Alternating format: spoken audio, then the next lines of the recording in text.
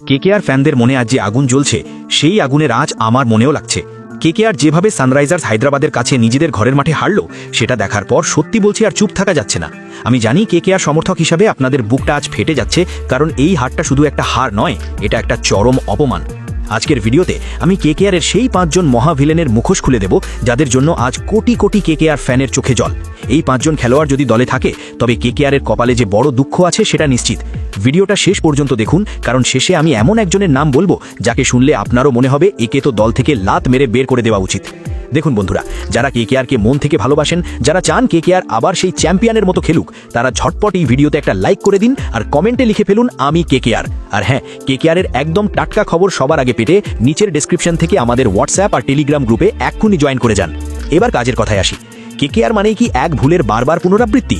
মুম্বাইয়ের বিরুদ্ধে 550 রান তাড়া করতে গিয়ে আপনারা বোলারদের জন্য হারলেন, আর আজ হায়দ্রাবাদের বিরুদ্ধে নিজেদের ঘরের মাঠে খাবি খেলেন। ব্যাটিং দেখে মনে হচ্ছিল যেন তু চাল ম্যা আয়া, কেউ দাঁড়ানোর নাম নেই, কেউ দায়িত্ব নেওয়ার নাম নেই। মনে হচ্ছে যেন কেকেআর সেই কুকুরের ল্যাজ যা হাজার চেষ্টা করলেও কোনোদিন সোজা হবে না। এরা ভুল থেকে শেখে না, বরং নতুন নতুন উপায়ে আমাদের হৃদয় ভাঙে। এই হারের সব থেকে বড় ভিলেন কে জানেন? ওই বুড়ো হাড়ের ভেলকি দেখানো বরুণ চক্রবর্তী। এই লোকটা মাঠে থাকলে মনে হয় যেন কোনো বুড়ো মানুষ হাঁটছে, না পারে ক্যাচ ধরতে, না পারে উইকেট নিতে। জঘন্য বোলিং, অফ স্টাম্পের বাইরে ছাতি ফাটিয়ে বল করছে আর মার খাচ্ছে। এই বরুণ চক্রবর্তী তো একটা জ্যান্ত কলঙ্ক। কতগুলো ক্যাচ যেও আজ ফেললো তার কোনো হিসেব নেই। ভেঙ্কি মহিষু সাহেবকে বলছি, এই অপদার্থকে আর কতদিন টানবেন? একে দল থেকে বিদায় করার সময় হয়ে গেছে। দ্বিতীয় ভিলেন হলো সেই লুটেরা ক্যাঙ্গারু ক্যামেরন গ্রিন। কেকেআর 25 কোটি টাকা খরচ করে একে কিনেছিল। শাহরুখ খান কত কষ্ট করে সিনেমা করে টাকা জমান, আর এই অস্ট্রেলিয়ান এসে সেই 25 কোটি টাকা লুটে নিয়ে চলে যাচ্ছে।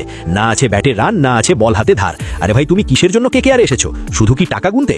এই বিদেশি খেলোয়াড়দের একটা অদ্ভুত অহংকার।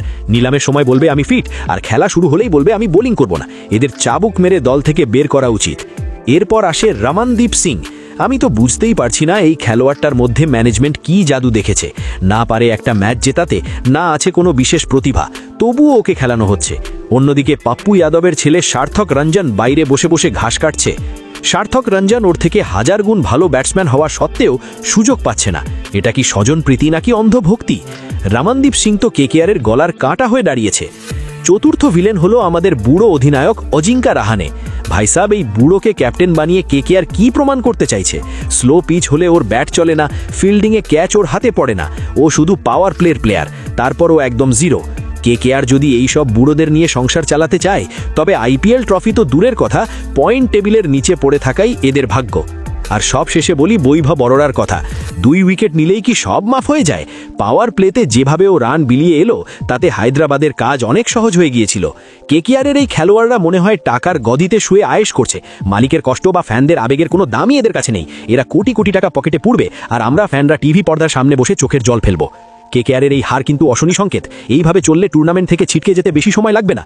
এখনই বড়সড় বদল দরকার। আমার তো মনে হয় এই 5 জন খেলোয়াড়কে এক্ষুনি বসিয়ে দিয়ে নতুন রক্ত আনা উচিত। আপনার কি মনে হয় এই হারের জন্য সবথেকে বেশি দায়ী কে? বরুণ চক্রবর্তী নাকি সেই 25 কোটির গ্রিন? আপনাদের মতামত কমেন্ট বক্সে অবশ্যই জানান। আর চ্যানেলে নতুন হলে সাবস্ক্রাইব করে বেল আইকনটা টিপে দিন যাতে কোনো আপডেট মিস না হয়। দেখা হচ্ছে পরের ভিডিওতে। ধন্যবাদ।